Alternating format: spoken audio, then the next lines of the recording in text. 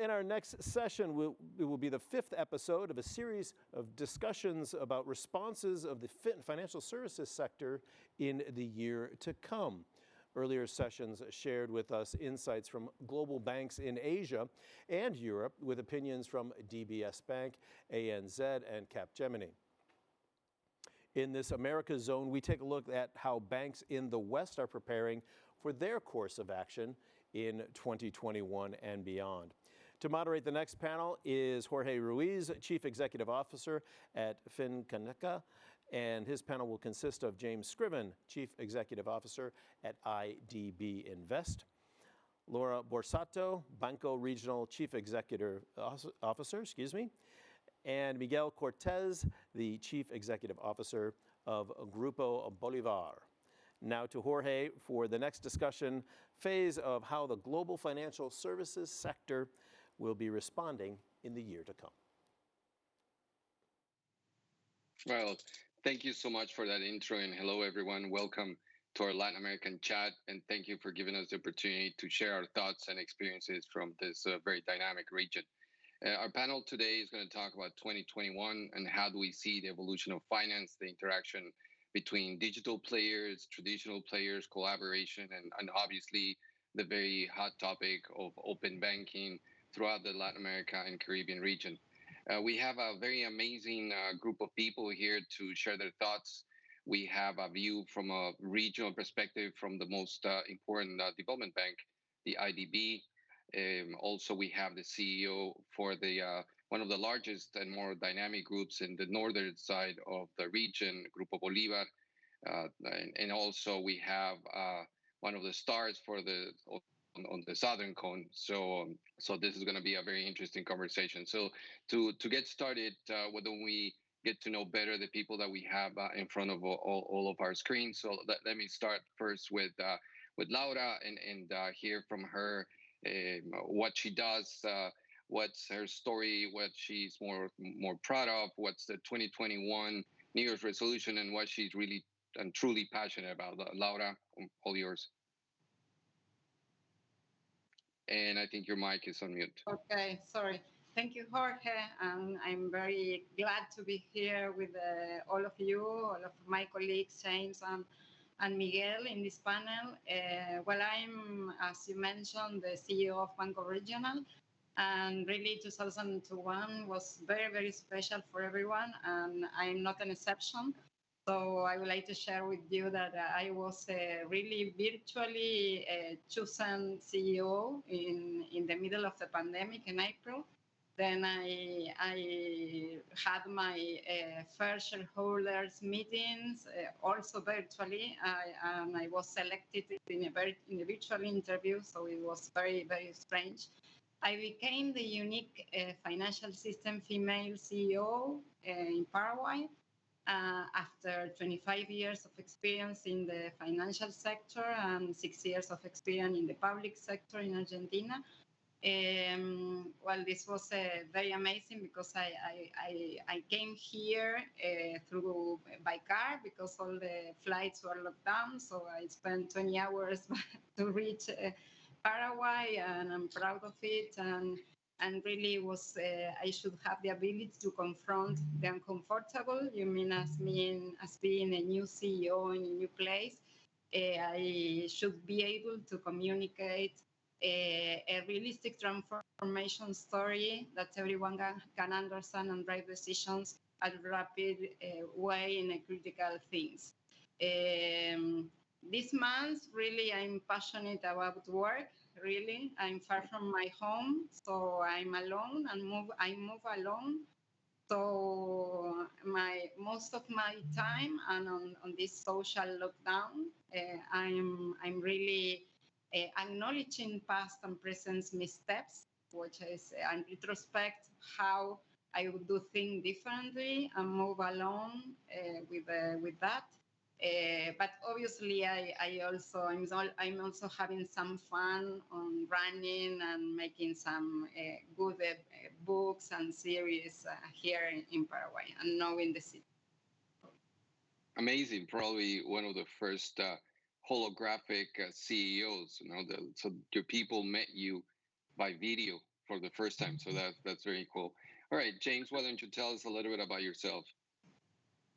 Thank you so much, Jorge. And I think I never can equal Laura's getting a top job virtually. But so my name is James Scriven. I am the CEO of IDB Invest. IDB Invest is a private sector arm of the IDB Group. I've been working in development finance most of my professional life over the last 20 years, living in Washington, D.C. And as Laura mentioned, also working from home. Unfortunately, since April, we all had to go to a very different world, a world in 2020.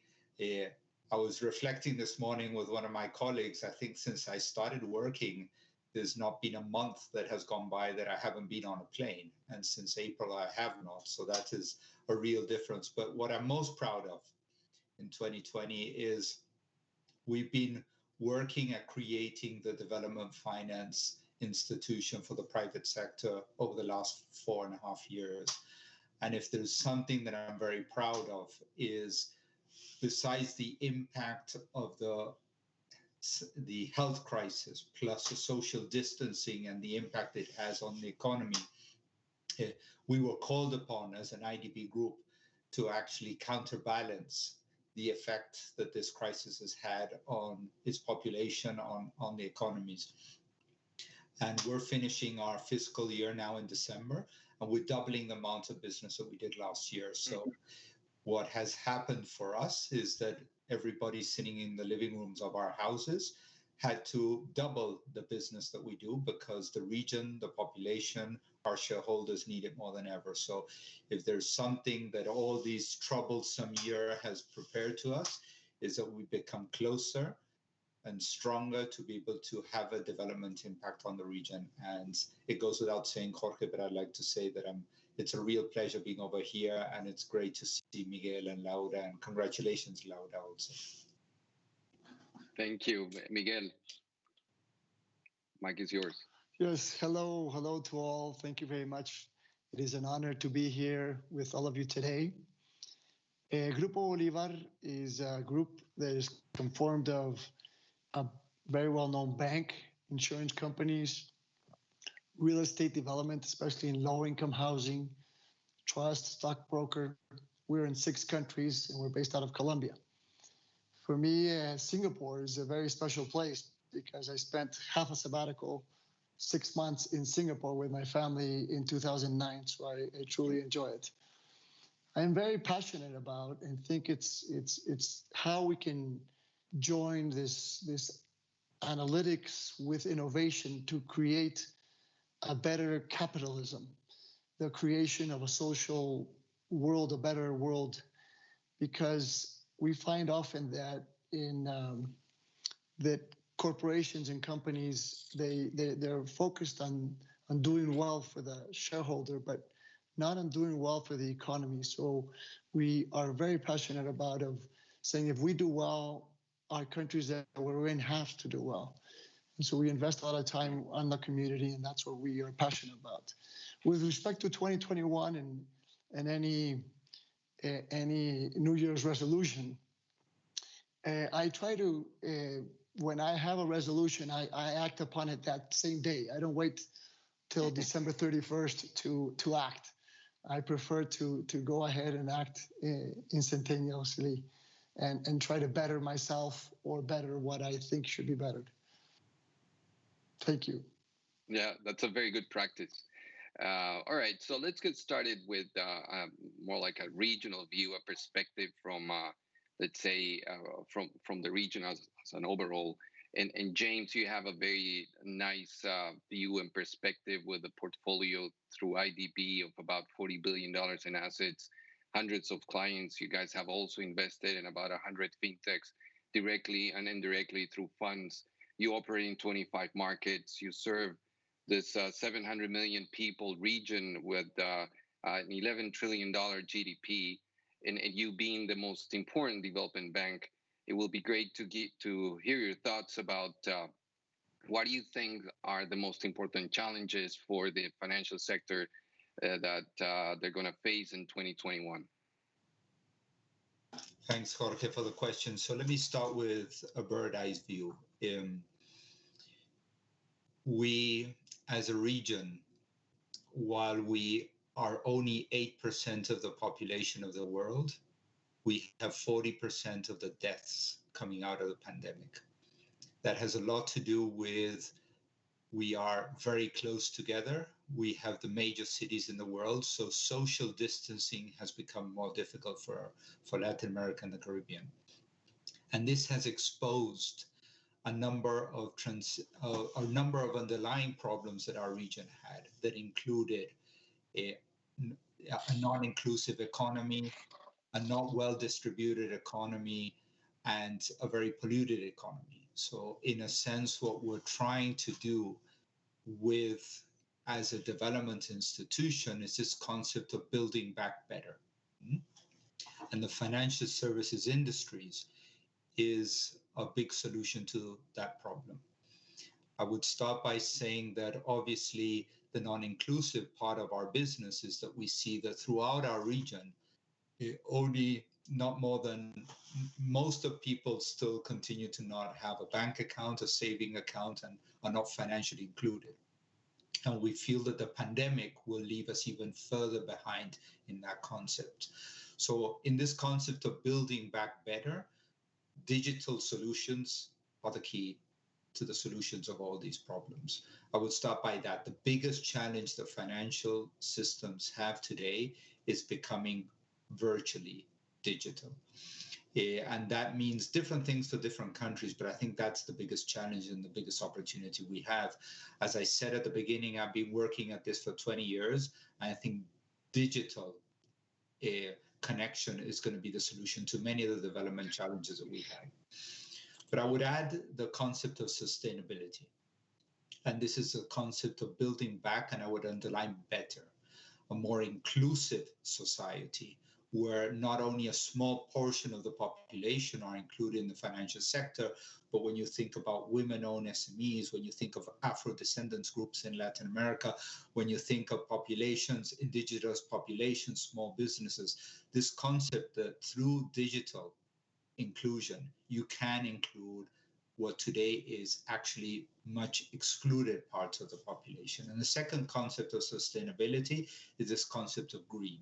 So when we think about how do we make these populations more sustainable over time, is this concept of how we transition out of coal producing electricity to wind farms, to solar plants, to more renewable energy and more sustainable energy. So I do think, to conclude, the digital path is a path for sustainability and a much needed path for the financial services business in Latin America and the Caribbean. For sure, for sure. And Miguel, no, you that lead the very relevant group with operations in 6 countries, about 20 companies, 20 million clients. What do you think about what James just mentioned about financial inclusion being one of the challenges that the industry faces for 2021? And what are you doing in terms of financial inclusion, if you think that's one of the big challenges? And also, where do you see opportunities? Do you see opportunities for 2021? How is your group preparing for that? If you can share some of that with us.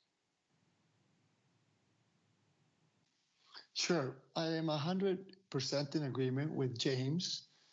And we started working on precisely that, financial inclusion, about 8 years ago. We launched a payment platform called DaviPlata. Our bank is called Davivienda, which means to give. It's a payment platform to give. And we decided from the very beginning to create this platform free, not only for free of usage, but when they use the platform, anybody who uses the platform, all the internet usage or phone usage, communication, telecom usage, we pay for it.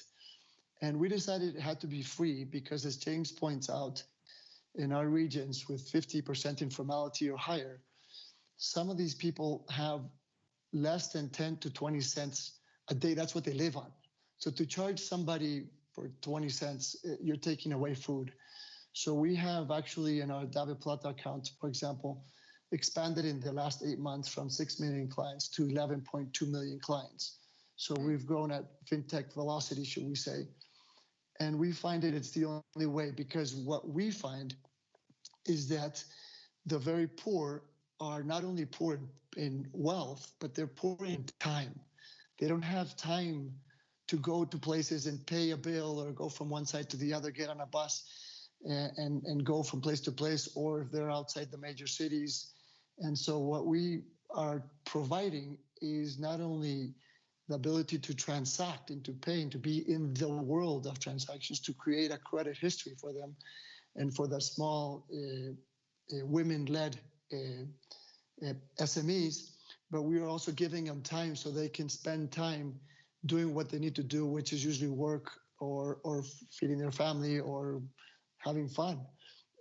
So we believe that both of those issues are very important for us. And we are very excited to, and feel very excited to, this will continue to grow. And because of that, we have created other platforms like a health platform that we used to have, or we're thinking of having only for our clients, but we're now developing for everybody, whereby they do basically a health questions to a doctor virtually. And this is, again, is great because the poor, it takes them 2 or 3 months to see a doctor and they don't know who to ask. And by the time 2 or 3 months comes by, well, they have suffered quite a bit. And so if they can access health, for example, through our insurance platforms in a very cheap way and very instant way, then we can get them to where they need to be in a better fashion. So we're talking health, education, and inclusion is what we're working on for everybody, but especially for the bottom of the pyramid who have all those problems that James described. Awesome. And yeah, and very much in line with what James just mentioned, which is not just inclusion, but also sustainability, right? When we have health, we have education, and you guys do a lot of that in Colombia. Are you thinking of moving that, or are you already doing that in Central America, where you also operate? And where do you see opportunities for 2021?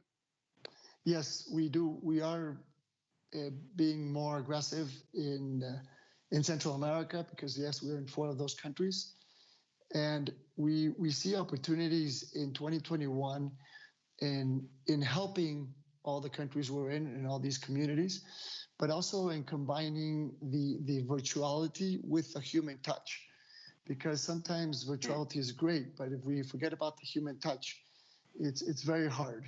So, for example, a human touch there that I want to touch upon is through the bank, we created something called Cultivarte, which are places where children come together. And now we have 90 of these in the small areas where after school, they go to school from 7 to 12. But after school, children, for example, they get into drugs or stealing, or the young girls into prostitution. So we are getting into this place where it's important for them to also, children to be children, where they can play chess, they can get on the computer, they can sing and dance and be children. So it's part of that community awareness that we're talking about. So it's a combination of virtuality for inclusion, but it's also being there for the human touch to create a better society. Of course, yeah. Well, in talking about human touch and connectivity, I think one that knows a lot is Banco Regional in Paraguay. They are the absolute leader in agribusiness in the country. And as Laura was mentioning, she just took the role of CEO in the middle of this enormous uncertainty and facing the difficult needs on how to accelerate digitization. So, Laura, is there something that you can share with us about the kind of innovation that you're looking at? What do you see out there that you're planning to implement in the next couple of years and hopefully 2021? Can you give us examples of where you're planning to go in 2021 for your financial institution and also potentially for the region? Yes, thank you, Jorge. I am seeing that the COVID, as you mentioned, has accelerated the digitization of banking as customer experience changed during the pandemic. So we as a bank, we have been working in 4 key areas. First, redefining the customer experience, putting customers and their needs to the forefront to build solutions where stay in power. And this is mostly to also tackle with all the tougher environment, the tougher operation environment that we faced during the pandemic. Second, taking mobile first view from contactless banking to account access, customer expects products and services, accessibility from portable devices, and also data strategy, personalization, which I mean it's the base to build the solutions. You need to know what data you have, what data you need, and how to centralize the existing data sets is key for that. And the fourth thing is the technology platforms. When you have a different legacy of many extensive processes in different platforms, we need to standardize and create what I mean, and this is probably part of the rest of the conversation, the middleware that can interact with the rest of the technology world to be more innovative in a rapid way. So, but in the very short term, Banco Regional is working on deploying robotic process automation for critical manual processes, a new network for financial inclusion and digitalization, as my colleagues have mentioned, in terms of having instant payments, virtual accounts, and wallets. We are also been working on biometric identification to strengthen our virtual interaction, because all these digitization trends make us to be on the top of all the cyber security early warnings. So basically, to summarize, we are building the data, we are preparing all the customer interaction solutions, and we are strengthening all of our cyber security tools to be ready to the next stage. We'll be probably having conversations today about. Yeah, well, sounds a lot. Sounds like you have a pretty interesting agenda and a busy agenda for the next year or so. Now, talking about the legacy technology that I think many financial institutions suffer from the same pain, and you were talking about middleware and all of that you want to do together with data. So what's your thought about open banking? We know that Mexico, Brazil have already issued some regulation around it, but some of the countries are already going towards open banking, not from a regulatory perspective, but more from a business perspective. So from your view, financial institutions should embrace open banking before, after regulation, during? What's your opinion on that? Well, I'm seeing open banking in Paraguay very premature, even though it's in always agenda, because it's a trend that nobody can avoid. For sure, it can be driving forces for innovation, and it's now one of the most widely discussed topic in the banking industry. But I think indeed the question facing the most forward thinking is how we should take, or we can take, opportunities on the open banking. So if we close our mindset thinking that this in a defensive way is something that will be, losing opportunities. So the first is bringing improvements, from my view, improvements to existing processes and workflows, consolidating accounts for multiple providers in a single interface, or streamline the loan application and approval process. Addressing all the pain points such as these would bring material improvement for the customer experience. And on the other hand, I think the surfacing account data or banking services, such as payment in the platforms or workflows in which customers want to consume them. Like, for example, with all the SME accounting softwares or ERP platforms for their banking services. So for banks, these are the opportunities to be taken. And clearly, risks from inaction are very big. So those banks that are positioned to innovative will be fine that others move into the gaps. So even when it's not here, it's not now, it's something we really should be looking very close to the other countries. I mean, in Europe, I know in Mexico and Brazil, in LATAM are leading all these open banking strategies. So it's something that we should, as bankers, take a look very close. Super. All right. And on the same topic, James, being that you are supporting most of the industry in the region, what are you guys doing in terms of promoting and supporting open banking, open innovation, open data in all the 26 countries where you guys operate? Thanks, Jorge. I would start by saying, as a development institution, we look at it with a lens of development. So inclusion and sustainability, as I said before, are paramount to what we're doing. We are a development group. As you know, IDB is the public sector, IDB Invest is the private sector, and IDB Lab, who's been very present and very prominent in the Singapore festivals. Tech Festival is an innovation lab for development. So the Inter-American Bank has worked with the fintech ecosystem in the region, and as that has created what is called the Fintech Ecosystem Network of Latin America and the Caribbean. This is a public-private effort in which regulatory initiatives, improvement in institutional capacity, and researches are financed, and this is a space of permanent dialogue. Two examples that I could give of work that we've done. One is in Mexico, one is in Chile as a group. Fintech Lab supported the government of Mexico in the promulgation of the Fintech Law, which contains specific regulation for open banking and clear definitions of data.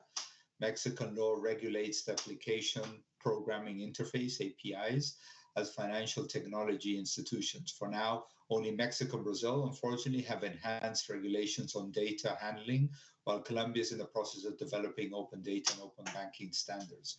Currently also working with the government of Chile in the implementation of a fintech law. In Chile, we're working on both the open data and open banking. It includes also investigation, competitivity, and financial services. As you know, this is not only on the regulatory framework. IDB Lab as an institution also invests in nascent fintech institutions through funding directly, where they provide seed capital, and we in IDB Invest, once that creates a specific size, we give it scale and we give it sustainability. So we're looking at this as an ecosystem and a value chain throughout this institution. Great. Yeah.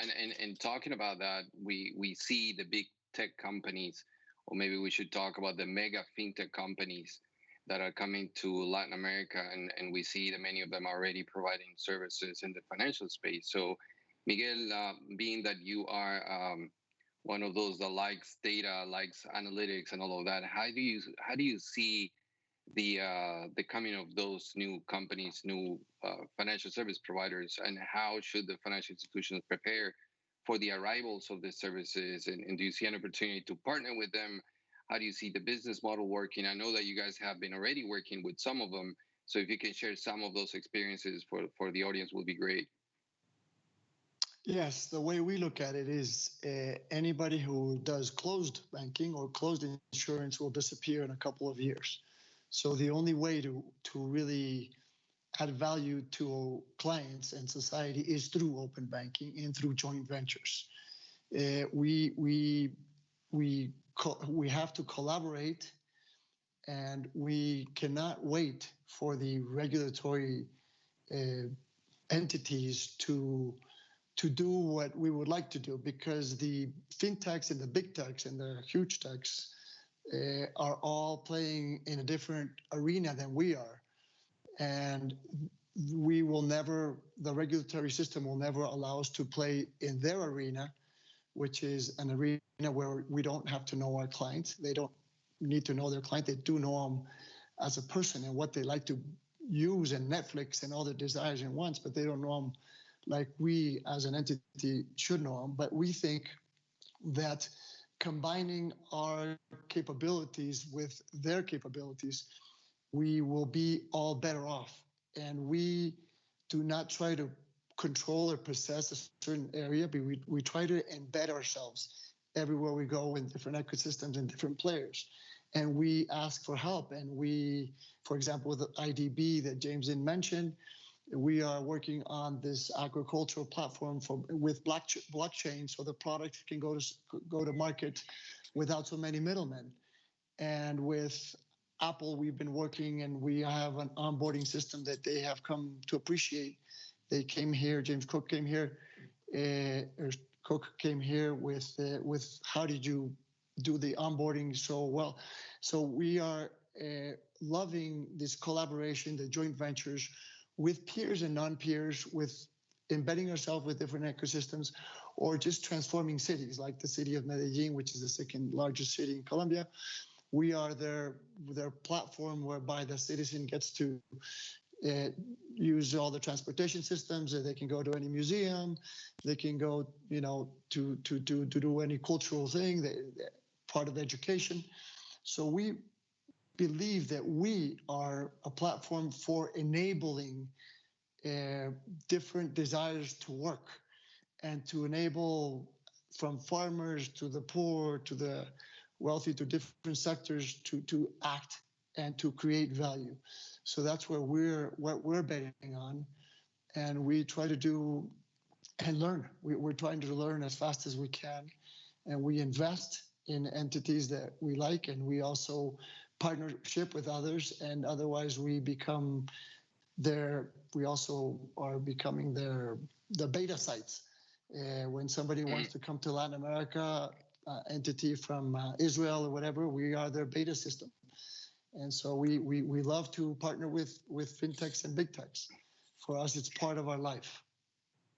That's very nice. So you do education, you do health, and you also partner with big tech, which I think it's a very good way of bringing all of that ecosystem together. And that something interesting is that you're also partnering with cities, and that's where Laura was before joining Banco Regional. She also had a few years in the public sector in innovation in Argentina. So Laura, maybe you want to share something about collaboration between cities and financial industry and how they can get together to probably get better at financial inclusion and also get better services to the people.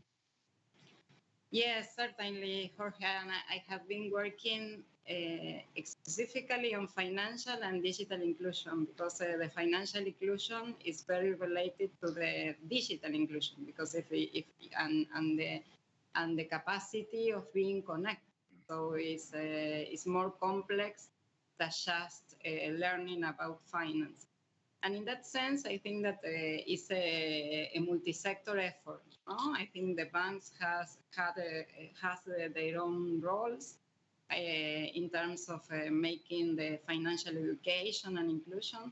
But when we talk the rest of the parts, obviously the government at all levels, the subnational, the national, and the countrywide levels should collaborate on this effort.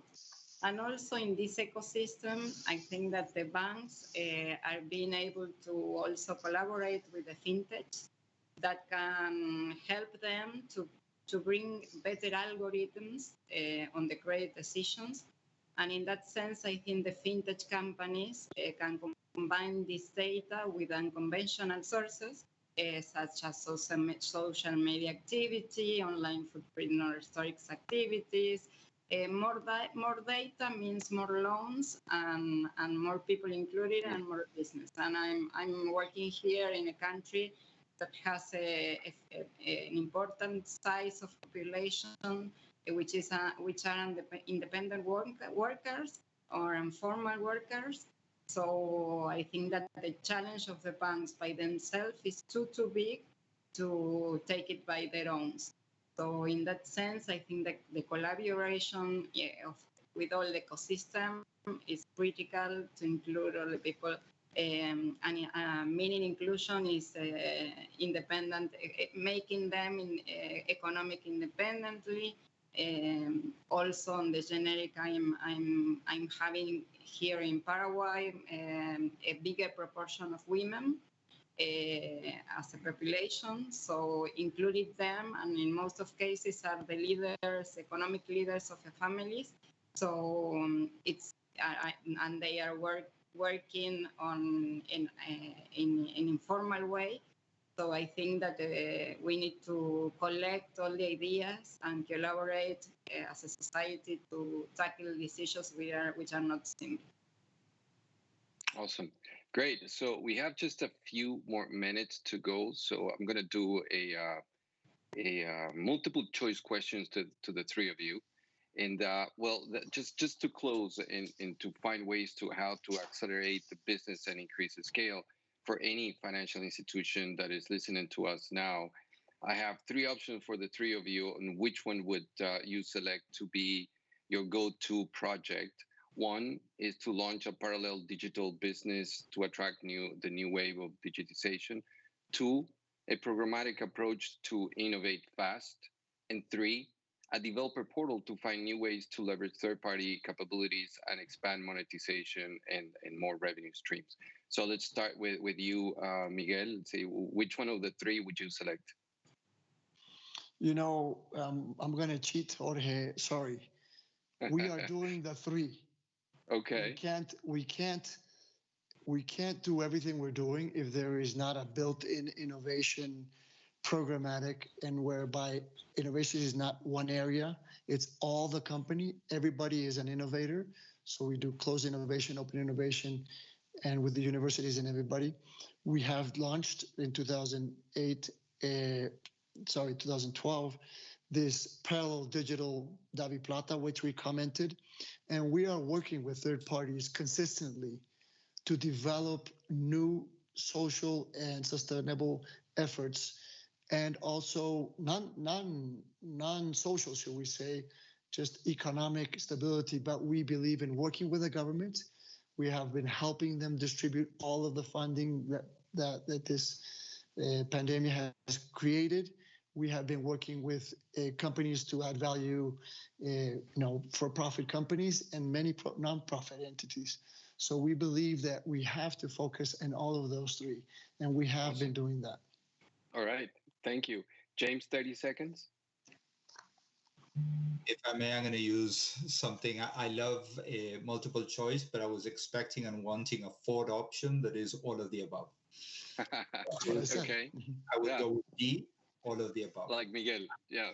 As Miguel, I do believe that in the inclusion space, the development space, taking risk is a big option, because if not, solutions would have been achieved many decades ago. So testing all ideas and taking a comprehensive view is my option, and it's option number D. Awesome. Thank you. Laura? Well, I will, as a woman, I should follow the rules. I will choose just one, and the one I choose is the programmatic approach to innovate fast. Basically, because we are on the baby steps, and I think that we are in a critical phase to have a programmatic approach, to gather processes and find the clear benefits. And I think that we have a great opportunity to be fast and to be good. And I think that this is the initiative that we need to pursue in the very soon next month. All right. Yeah, with that, I think we had a very good view of what's going on in the region. What should we expect for 2021? Thank you, the three of you. This has been a fantastic 40-minute conversation, and I'm sure there are going to be more opportunities for us to chat again. So, and thank you for everyone that joined us digitally, and thank you, Singapore FinTech Festival, for having us and to have Latin America present in this amazing event. So thank you, everyone, and we'll chat soon. Goodbye. Thank you very much. Thank you, Jorge, and your panelists for sharing your insights from the global financial institutions in the Americas and how they are going to approach 2021.